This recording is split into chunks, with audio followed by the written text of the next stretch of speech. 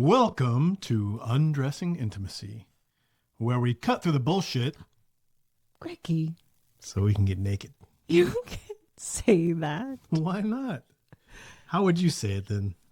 Well, maybe more like, welcome to Undressing Intimacy, where we undress emotionally so we can undress physically. That's exactly what I said. Not sure what the problem is.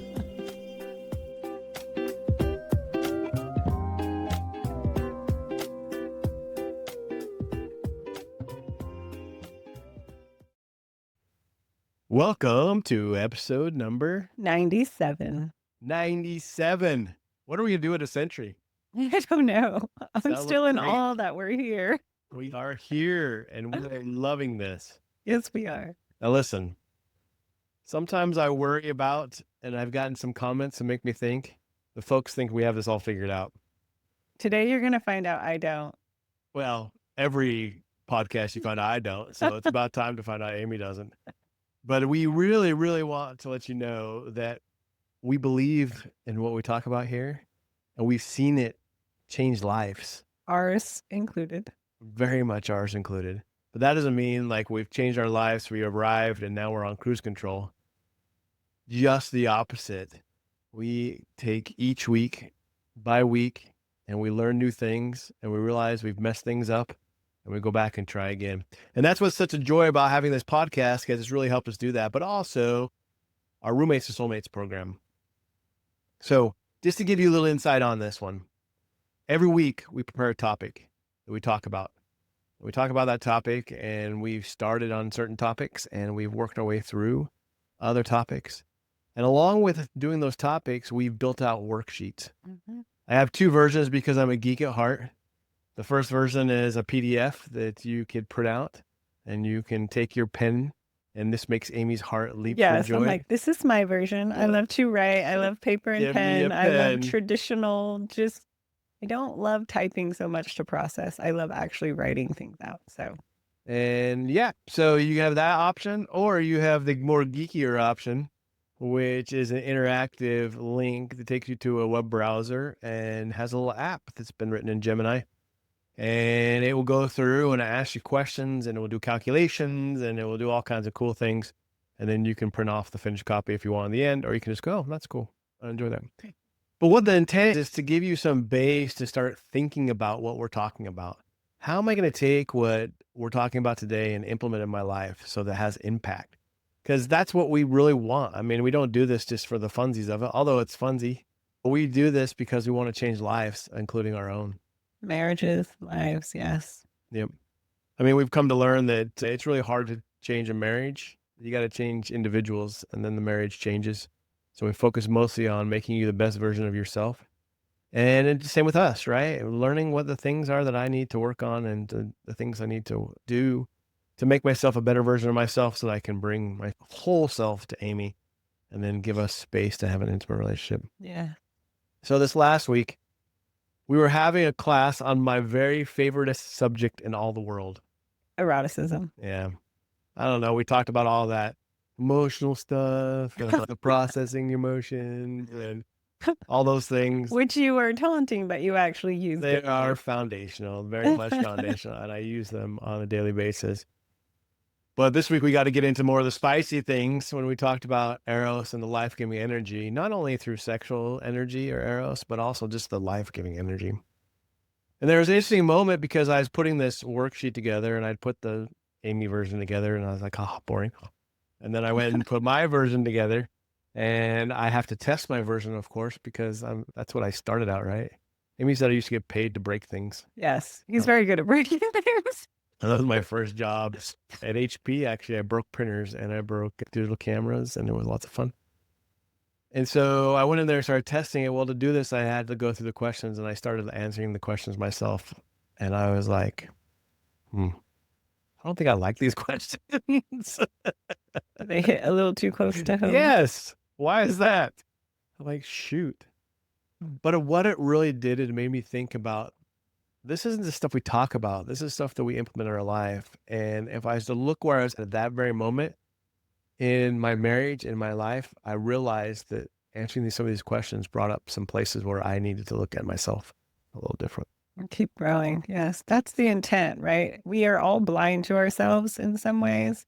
We're all confronting challenges that are inviting us into growth in other ways. And so the topics, the worksheets, the discussions, they're meant to help support us through that. We're not exempt from the same challenges, blind spots, and invites into development. We're also going through them. And so even if we have done something before, doesn't mean we can't revisit and learn maybe the next layer. Not even the next layer. I think it's an ongoing reminder and process that you're still continuing to learn to implement these things. Yeah. You never become really just, hey, I'm on cruise control at all. And it was a good reminder to me. It was like, okay, I need to think about the things we're talking about, and I need to look deeper into how I can become a better person and a better spouse. And that's what the joy is of having this podcast. That's why we're glad that you join us every week, because every topic has a different angle and they may not apply to you exactly.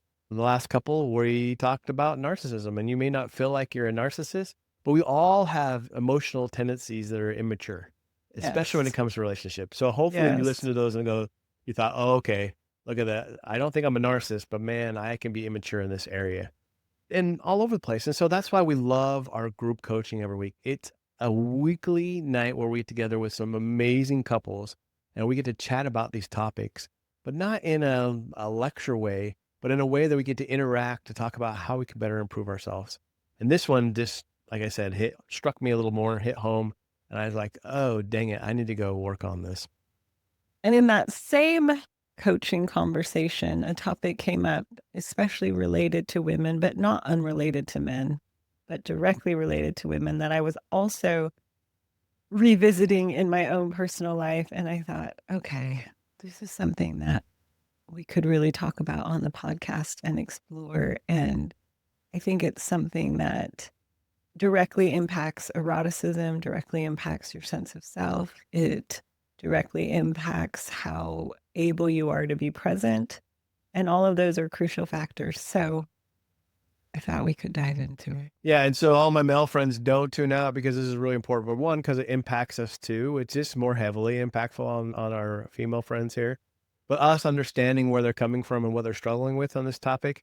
We're going to talk about body image, by the way. So let's let it out of the bag. We're not trying to keep it a secret here.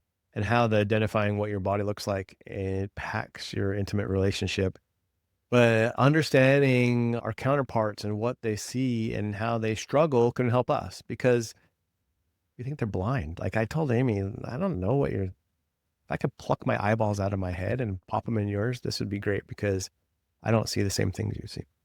So I've been thinking about this a lot since that coaching. And yes, we're going to talk about body image. And as I was thinking about this, several thoughts and ideas came up. So I'm going to kind of jump all around for a minute and then tie it all together. And I was thinking, I don't think I've ever had a woman sit in front of me and say, I absolutely adore my body. And yet, when I look back at my daughters and raising them, my nieces, my grandbaby, we were talking with our grandbaby this week, and she was so delighted to find her belly button and then find her mom's belly button and then find the bellies. And she was just full of wonder and awe and delight. And I remember my daughters, we had this giant mirror that was actually given to us by our German neighbor in San Diego. It's this gorgeous big mirror. And they would twirl in front of it. And I had a niece that would kiss it because she was so like in love with what she saw, her reflection. And I would often catch my daughters like gazing in a good way at themselves. And I thought, oh my goodness, I hope they can keep that. And I wonder, here we have these amazing bodies. They are full of so many sensations. They're the vehicle through which we get to feel pleasure and life and vibrancy and literally all of the sensations of life. And at some point in adolescence, they become the thing that we use to criticize ourselves, to base our worth, to measure our goodness, to measure our beauty. And I'm not immune from this. This also happened to me. It was a huge struggle. And I really did work through it. And I was so grateful for that. But as life happens, it came up again when I lost the upper range of my hearing. There was more grief and loss, and like my body's broken and something's wrong with me. And it came up again 2 years ago when my thyroid dramatically decided to exit the scene. And again, like a realignment, a resetting, a reattunement. And it's come up again as my parathyroid recently has decided to malfunction. And so in the shifts and changes of life, it's brought this up again. But as I was thinking about it, I was thinking of the body and how, like, when I'm eating something, I'm not thinking, oh, my mouth isn't the right size, so this won't taste good. Yet that's what we do in intimacy. My body isn't the right size or isn't the right firmness or is too whatever here, so this won't feel good. Or I can't allow myself to feel this. Or when I'm looking through my eyes, I'm not like, oh, they should be more round so that I could see better. Like there's this strange twist that happens, and so I've been like noodling on it. Why is it that we as women, and I know that a lot of this is messaging, and so this is in no way critical. I know there is so much messaging about beauty and what beauty should be and the standards and womanhood being part of beauty. But to take those messages and make it mean that you can't enjoy the actual gift of your sensations and your body, because no matter what size it is, there's enjoyment there, right? Like it's just been unique for me to think about that in a little bit different way. Again, as new health challenges have come up that then challenge me to love myself to a deeper level. And it is challenging when those thoughts come up. One of the things that happened is parathyroid makes me really tired, like really tired. And so to think maybe I'm lazy or maybe I can't do this or maybe I don't have enough energy for this. And then to start judging that, then I'm not good enough. I'm not enough. All these negative messages, you could fill in the blank. There's hundreds of them. And if I was missing I call it movement instead of exercise because exercise for me became such a controlling place about like, you have to exercise to earn your food. You have to exercise to earn your right to enjoy life. And so I had to even shift the word to like movement to be able to be in my body. And recently there's been more movements that have been missed because of this. And to make peace with that, right? My first response was to be extremely critical. And I had to catch the criticalness and look at it because it almost launches in me this like desire to then control, right? I'll just work harder. I'll just do more. I'll just cut out more. And yet that's not really loving. And what it actually does is takes me out of my body, out of my experience. So circling all the way back, as I talk with so many women, one of the things that really blocks us from being able, and myself included, from being able to be in the space of arousal or desire is how you feel, they and I feel about our bodies.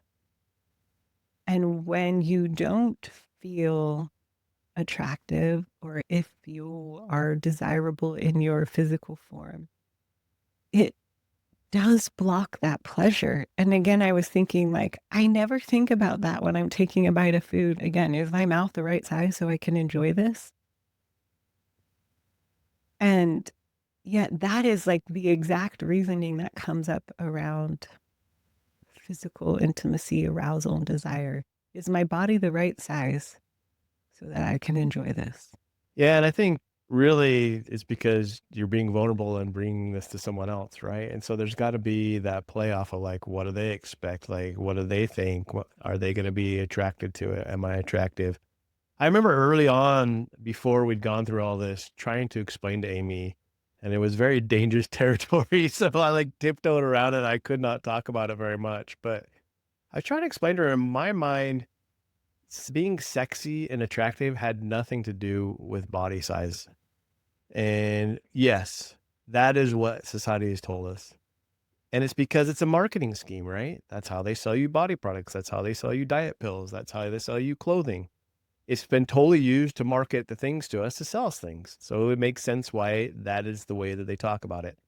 But in my mind, it's always been the way you interact with your own body. Mhm.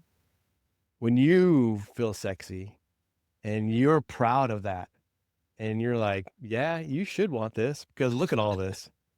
And that's what I'm saying. It's all over. You look at reels and stuff on social media.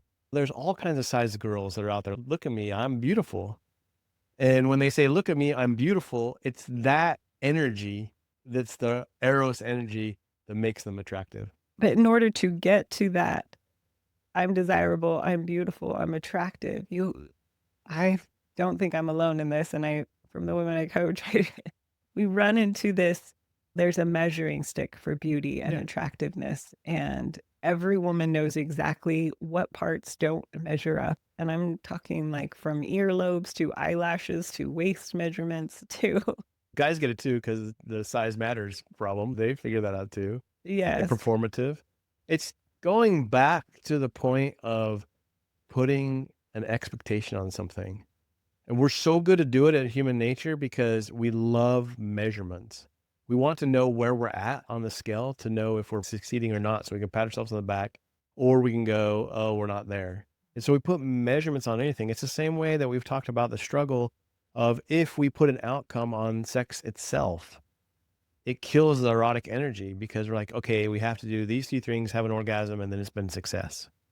It's the same type of measurements. I have to have this weight size. I have to have this breast size. I have to have this, you name it, size. And then I will be attractive. Mhm. And it's that outcome that doesn't allow the Eros energy to survive or live. And yet every woman would say, but how? I'm not down. When I say this, I'm not How downplaying do it. I'm saying it I? because now I can say it out loud and not get smacked upside the head. So that's number one good thing. I'm trying to say it not to be like, hey, girls, just get hold of yourself. This is easy. That's what I'm saying. I'm just trying to say, I think we can come to a common agreement as humanity. That's the expectation that we put on ourselves that causes us to act a certain way. And it's those acts and intents of how we interact with our body that make us attractive or not. Yes. And I think so much of my own thinking around my body was just distorted. It was just incorrect and distorted. And as I talk to husbands, they're like baffled. Mhm. They're looking at their wives of all shapes and sizes and heights and weights and configurations, and they see beauty. They see attractiveness.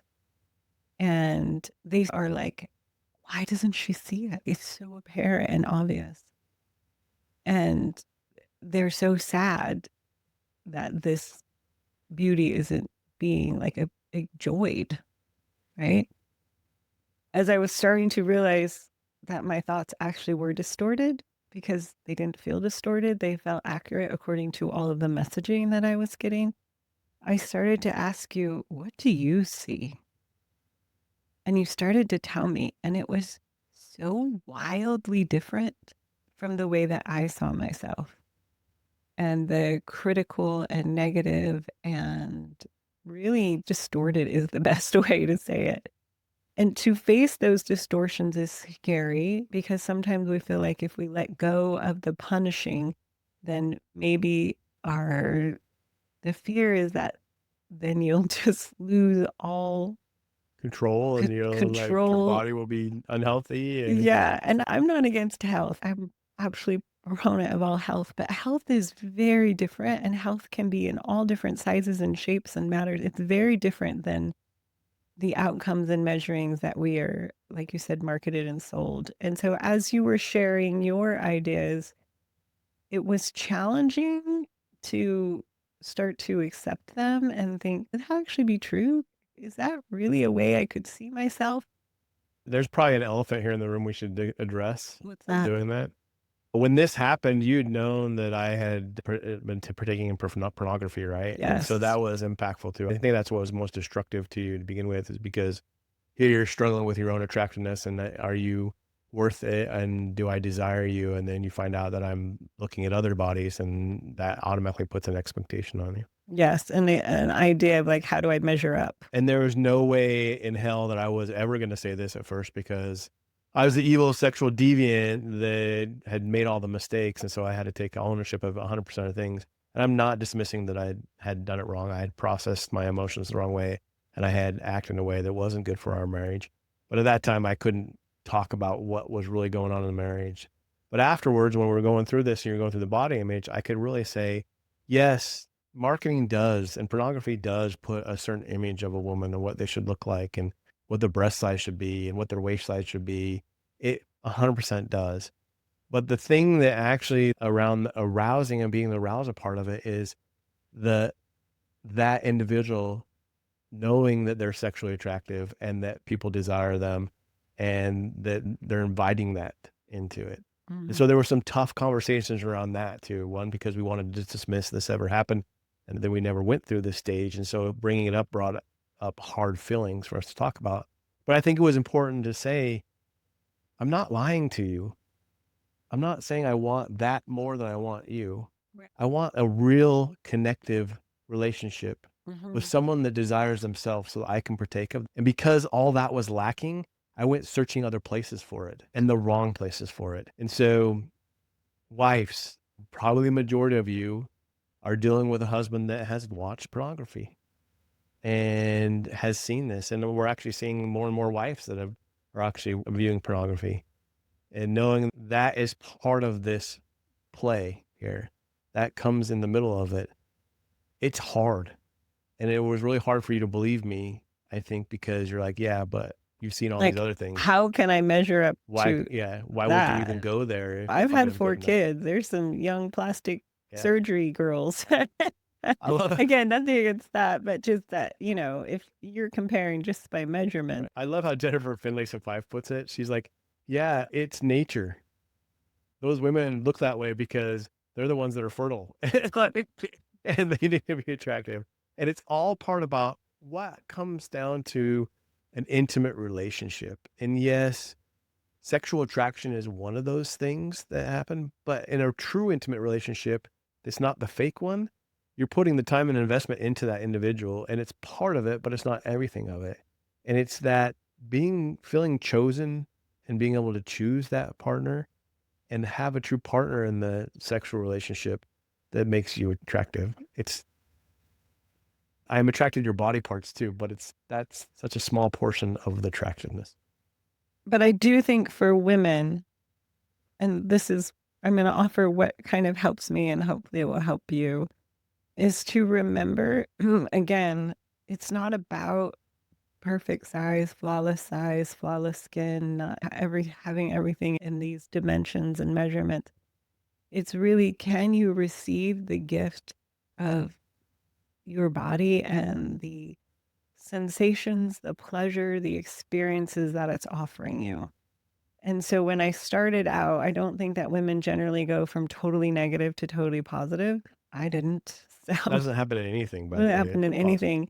It was more dropping into my senses more, noticing more of what my body was offering me, even if it was like, I get to hear laughter, I get to see beauty, I get to experience the touch of Greg's hands and skin, and like really going into more of what was my body offering me rather than like measuring, did it fit some distorted standard? And that started to help, and I did that for a long time. What did my body offer me today? And what sensations and experiences can I be either just thankful that I have a body or thankful that I could experience that? And I think that started to connect me again to my body in a different way, which was really helpful because so much of every way I related to my body was only about being a certain weight or size or measurement or not having wrinkles or having just all of these random outside measurements rather than the actual experience of me, like in my body. I can tell you some of the things I saw as it started changing. There were small things. So Amy's right. It's one day she didn't wake up and go, "Look at me, baby, come get me. This is all great," right? Or looked in the mirror and smiled at herself. That's not what happened. But what I started noticing was I would catch you undressing and you would catch my gaze. And before you would shut the door or put something on real quick or rush to get dressed. And the little things that started is that you catch my gaze and you wouldn't immediately reject that. So it was those small things that I started noticing that really realized there's something different here. We'd spent years having the same reactions. I laugh at myself because ourself at us. Because I remember when we were engaged and everything, and we first got married.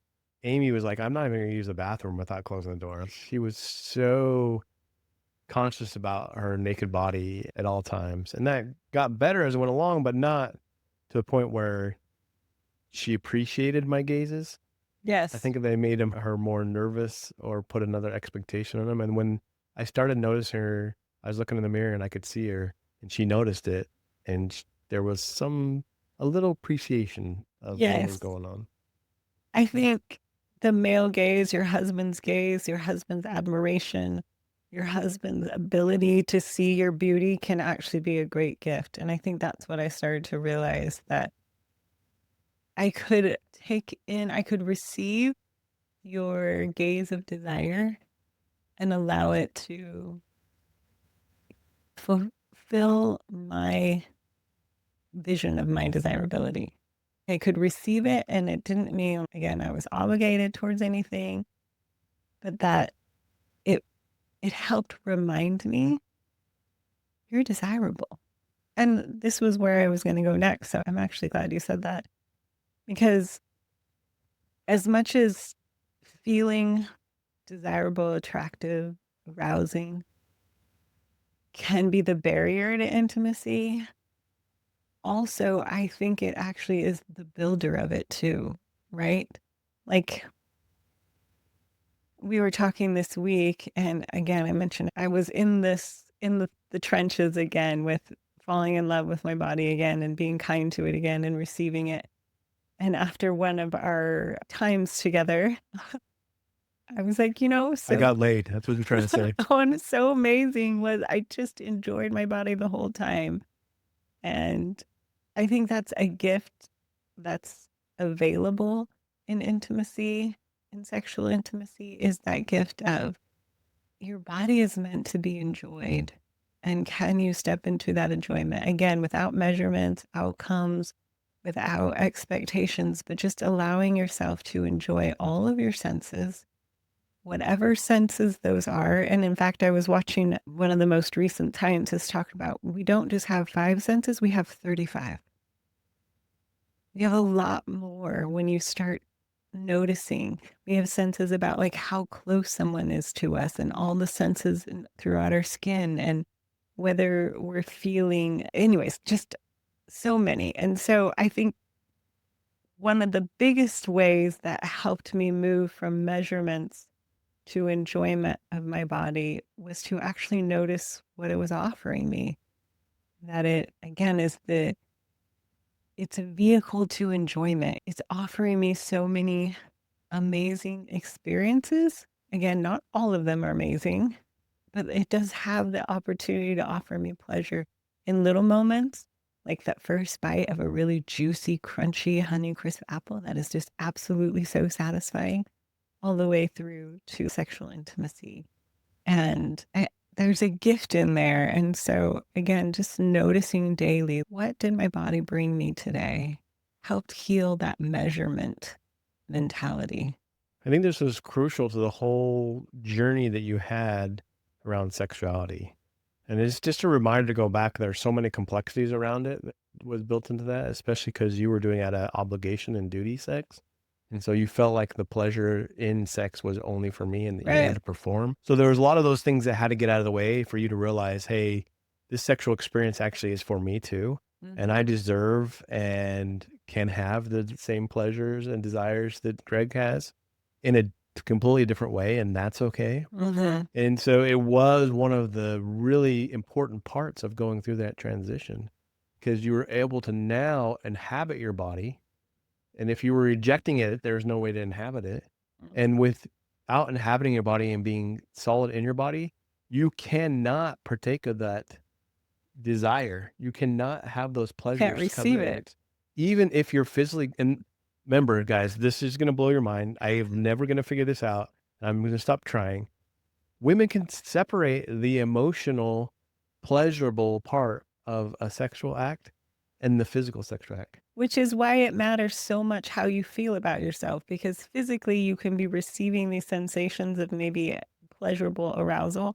But if emotionally you're thinking, I'm not worthy, I can't receive it, but I don't look right, you don't actually get to step in and enjoy it. Yeah, and so it was mind blowing because when we spent the first 17 years, and it's not like you never orgasm, right? That would have been like a key sign of there was no pleasure having on.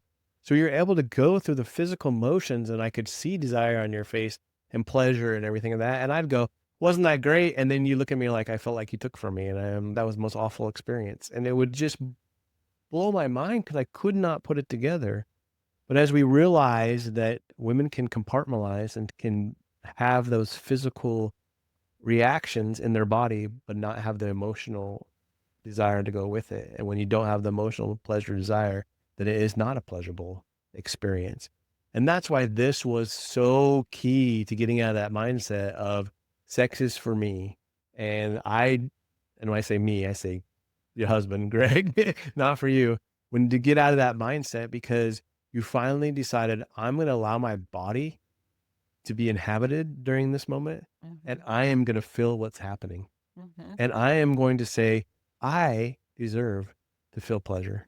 And I want this, not that. Yeah. And I enjoy this, not that. And right? I'm going to tell Greg about it, and we're going to work on this, and it's going to be part of the experience. But if you're not even able to inhabit your body, then you can't enjoy it. And you also can't allow yourself to feel desirable, and nor can you feel the pleasure of desire. Because the greatest pleasure for your husband most likely is, and it's not 100% this way, but it's a big percentage of men that I've talked about, is watching your wife get turned on.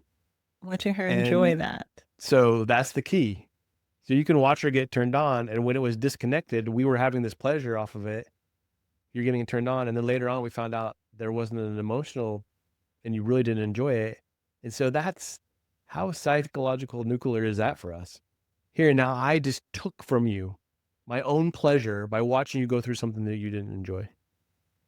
But yeah, I got pleasure from it. It's just so destructive to your mental capacity and your emotional capacity of who you are, because you want to be a good person and you want to pleasure your wife and you want to have this sexual relationship and you have your own desires and you don't want to dismiss them and you want to be okay with them. But when you find out all that stuff is happening to the point of there's PTSD involved, it's destructive. It's disabling. I couldn't get my mind wrapped around it. And that's why, again, it was so important to watch these little things happen, to watch me gaze at Amy and her not turn away, but to accept that gaze and be appreciative of it. It can really be an expression of admiration and love and affection, like that you are desirable and I desire you. And so instead of me, like when you would gaze at me before, be like, oh, I have to cover up because expectations. it was expectations. And also he's going to see all the flaws that I am very aware of. And it was like, and I'm over there looking like, whoo. Yeah. And yet receiving that is good for both of us. And so let's go back to the experience again now, even as Amy just started to accept, I have a body. And oh, by the way, this sexual experience is something that I could enjoy. The body is something that I can enjoy, period. I can inhabit it and I can allow this arousal to be something that is okay for me. And I can work with that. As those small things started to happen, now here again, let's go back to what turns me the most on, is watching you get turned on. So again, you were getting turned on before, but at the end of this, you were like, oh my gosh, that was good. I enjoyed it, right? Not though, this is the best thing ever first. Let's do it tomorrow and the next day and every day after that. That wasn't the case, but it was, we could end in, oh wow, that was pleasurable. And now that was no longer me extracting out of you and taking from you. It was collaborating with you to have this major experience that brought us both close together. And the key foundation of it was, one, saying it's okay for me to have desires and I deserve them. And then two, the big thing was I'm okay with inhabiting my body and allowing my body to feel these pleasures. And my body doesn't have to be a certain way to earn that or be able to feel it and receive it. You have the power to connect those two back together. Yes. They can be compartmentalized, but you have Yes. the power to connect them together and say, this physical experience I'm having is pleasurable and I enjoy it. Yes. And it's not, again, related to all of the different distorted measurements that I have consistently on a daily basis receive all of those messages. I think the other thing that kind of helped me, I do a lot of gardening and I love plants of all varieties. We have plethora. We have If a you need a plant, lot. let me know. I'll send you one. We have a lot of plants, and all of them are so unique and individual in their leaf size or in the flower that they have or in the colors or in the variation or how they grow, whether they're trailing or tall or bushy. And I couldn't say that there would be only one kind of plant that was beautiful. And that's what we've done in our beauty industry. This is what's desirable. And yet, as I look at all my different plants, some are exotic, some are simple, some are delicate, some are just absolutely stunning and wow. I really compare that to women.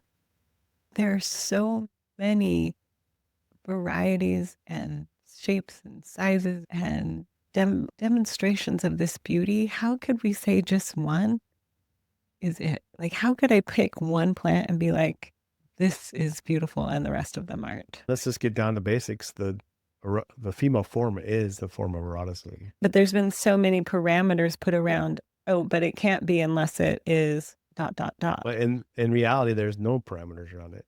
The female form is erotic, and we put those parameters around them. So it is, again, removing the parameters, allowing yourself to receive the sensations, allowing yourself to find the distortions, the measurements, and letting go of those, and then stepping into what's being offered. And you may have to do it several times, like me. And I think that's because there is so much messaging around us, right? And I get to this good point, and then maybe something changes, and I got to get to it again. I think it was like everything. If we think we're going to arrive to somewhere and then all of a sudden we're going to love and desire our bodies and think they're wonderful, and then for the rest of your life you're going to do that, that's just false, right? It's the same way with me reading those questions and going, oh my gosh, I've allowed our simmering to have some expectation to it, and it's not become simmering anymore. And it was the questions in that worksheet that made me think that. That's what I was talking about at the very beginning. And it wasn't that I hadn't realized. I knew what simmering was. I knew that if I came in within expectations, it would ruin those moments and not allow us to simmer. But in the life that we live, in the business that we live, in the emotional chaos of my life, I forget. I don't know if it's like for everyone else, but I kind of laugh because I've kind of gotten work back under control for myself, right? I actually enjoy going, and I've gotten through some emotional issues, and I've been able to use some of these really cool tools to be able to work through some of these issues that I'd had before and seen what I've done in the past to cause some of the chaos and turmoil. And I feel like I have all that part of my life under control.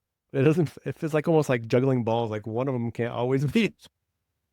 Like before, I think felt my sexual life was completely under control and I was doing everything to the T and doing it. So it's almost like one of the balls does have to drop.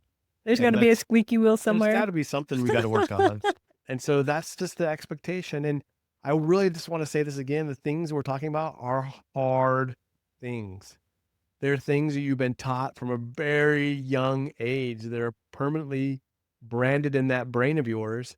And your brain's going to react to the things that it knows. It's going to go back to that pattern it knows to protect you. That's how it's designed. It was interesting to watch the narratives and messaging and different ideas come back that really have been quiet for at least a couple years now. And then a couple years before that, but they come back and say, are you going to pick us up? Are you going to pick me up? I think it's more than that because you were telling us we were doing an emotional check and they're like, this thing, it's not like one day I was like, oh, it's kind of sneaking in. You feel like it just smacked you in the head and like you are going to pick me up. But it was like the whole wave of them. And I was like, it's like that time, like you will listen to me now. Oh, hold on a second here. And thankfully, I have been through this several times. So I am still in the middle of it, but I do have a lot of faith that I will come to fully engage again. And I think I was just surprised by the speed and the intensity that it returned. And kind of, I guess I would say out of the blue, but maybe it wasn't totally out of the blue. It was definitely related to circumstances. But even if it wasn't related to circumstances, how quickly it was like, oh, so many thoughts. And so thankfully, I know that I don't have to pick up those thoughts, that I can let them go, that I can tell them the truth, that I can return. And yet it's still a process. I can't skip the process. Right. I still have to I go through wish. it. I I wish. wish this, oh, we recognize it. Now we're done. No, it's more than recognition. And hopefully I'll come back in some period of time, I don't know, and have more insights and ahas maybe on the next level of really being able to step into my presence, into the gift of my body and what it's offering me, even as it continues to, I guess, decline in some ways. I think if we could stop thinking about these things as I messed up, I fell, I faltered, I regressed. And I love how Kim Job, who came on, talked about it. These are opportunities for us to learn and to grow. You get to go back through and talk about this again and reevaluate it. And you're going to come back and have new insights. And that's the joy of being alive and being human. If we were robots and we were programmed and we found a bug and then they reprogrammed us and we just went on doing the next thing, we'd never get to go through the joy of understanding ourselves more. And there's always more to understand. There's always more to learn. There's always more to take in and enjoy. And so as far as we get frustrated and we think about, oh my gosh, I messed up, I fell back, I regressed, there's something wrong with me, I'm broken, I can never get this right. No, that's being human. It's just the next opportunity. We got to take it as an opportunity. Yep. So I'm living that opportunity right now, and yeah, it's real. And I also, through it, have still been able to enjoy so many sensations. And that really is a lot of what brings me back to reconnect with my body and the opportunities it's offering me. So listen here, if any of this has hit home, and you're probably not breathing if nothing is hit home, you're not alive, because there's some sort of this and we're dealing with at all times. Please, we would love to have a chat with you and see how we can talk and help. And that's what really saved us, is we had people to be able to lean on. And the consistency of that program that we're talking about is so important too, because it's a weekly thing that we get to talk about something new, and it brings up opportunities for us to focus again on our intimate relationships. And it's just something that's amazing. And we would love, love, love for you to join. So go up on langfordlifecoaching.com. There's a free console button. There's a button for our group coaching program. You can find everything there. Private coaching is also on there. Yep. And that's why we said through the console, we can really help you understand what's going to help you best. But if nothing else, engage us in the group program, because it's going to help you get started, and it's going to lead you to understand those questions and struggles that you have so that you can make progress in those areas. And we've seen it work for hundreds of couples. That's the fun part about it now. Before, we believed it in ourselves because we saw it work for ourselves, and that's great, and I love it. But now, as we see it work over and over and over again, we know the value of being able to help others have an intimate relationship. It's invaluable. All right. Thank you for joining us. Until next time. Keep undressing your intimacy. Bye-bye.